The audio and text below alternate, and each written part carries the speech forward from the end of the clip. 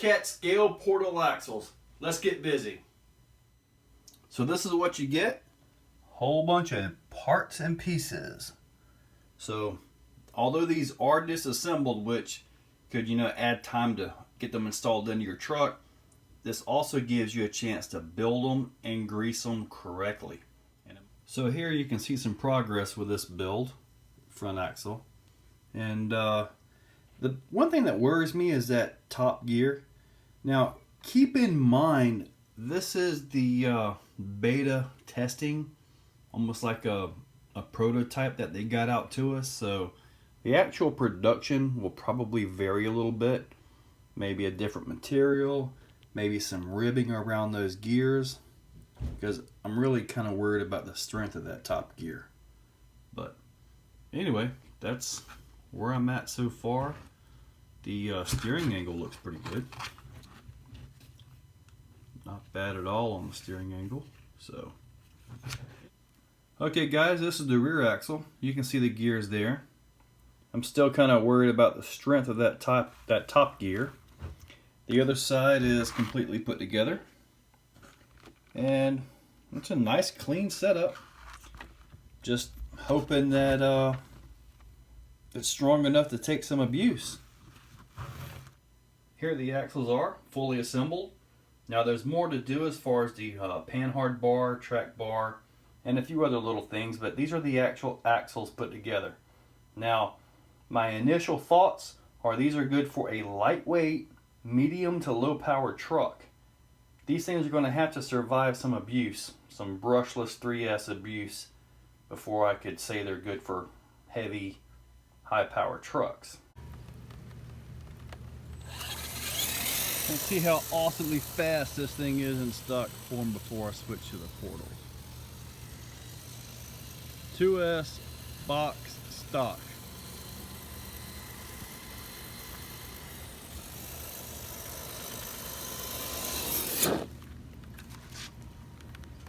.1 miles per hour. With the portals, it's going to cut the axle ratio in half, or double the ratio, technically speaking. So it may be around 3.5 miles per hour with the portals. This is the truck before the portals. The front bumper right there is 115 millimeters high. The rear bumper at that point is 130 millimeters high. So let's get these portals on and see if the ride height changes. Starting with the front end, I still got to put together the steering mount and all that, because this now gets chassis mount steering. So the portal axle is installed. It looks really good under there. And just by looking at it like this, they really done a good job at not raising the truck. Now these are leaned back quite a bit more than what I'm used to. That's kind of the way it showed it in the book, so I'll go with it. Now let's put the body on and get some bumper height measurements, at least for the front. I mean, the back still has the normal axle on it. So the front came in at 110 millimeters to that position, which is actually a little bit lower. You gotta admit, they've done a pretty good job of retrofitting a portal axle into a truck. Now let me show you guys something. Now the portal axle, as best I can count, I may have missed a tooth, is 5.65 to 1. Watch this.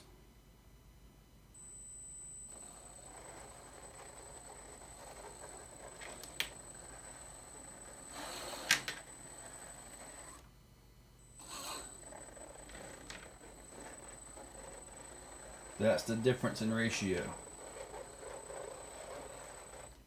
So that 7 miles per hour that I got earlier will not be had with the portals. At least not yet. So this is it with the portals on it. And the back end looks a little bit high, but the rear bumper is only a millimeter higher in the back. That's bolting the portals on as it's supposed to. Now the front is down about 5 millimeters. So that's a pretty cool thing. So, oh yeah, I am having a problem with the drive shaft pin. I'm gonna have to do a little work on that to get that loose so I can get the rear drive shaft complete, but this thing is close to being going outside and driving somewhere.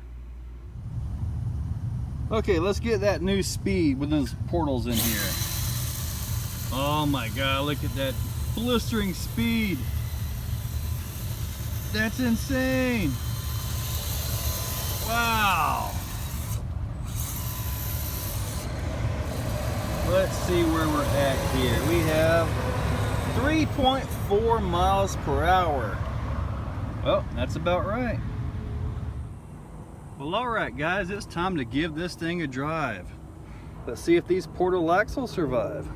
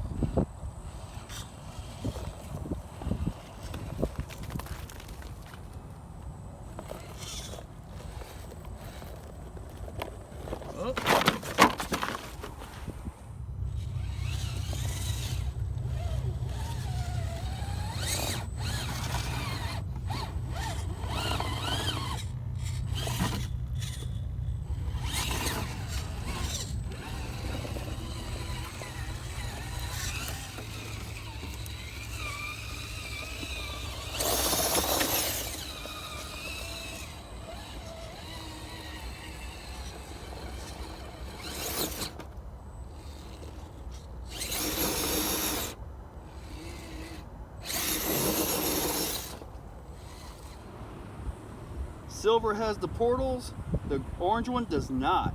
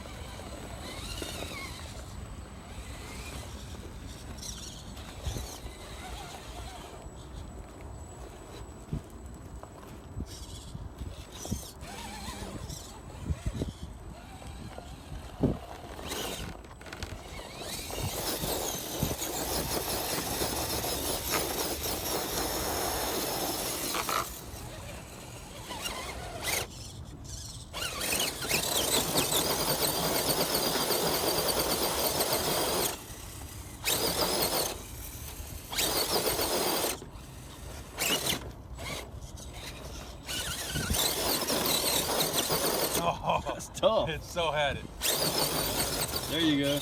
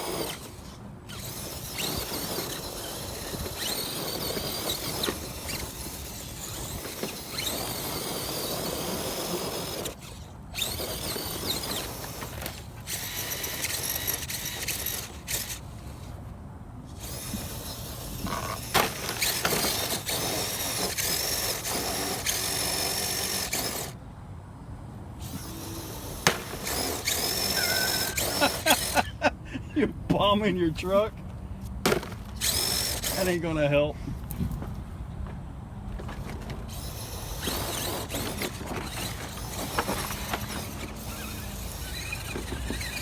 right, dude, look at how high that is. Wow, you did good that one. Gotta get up there. I got the slowest thing out here.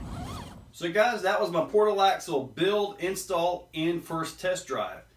Although they went half the speed that the normal truck runs, they still managed to climb up a bunch of stuff.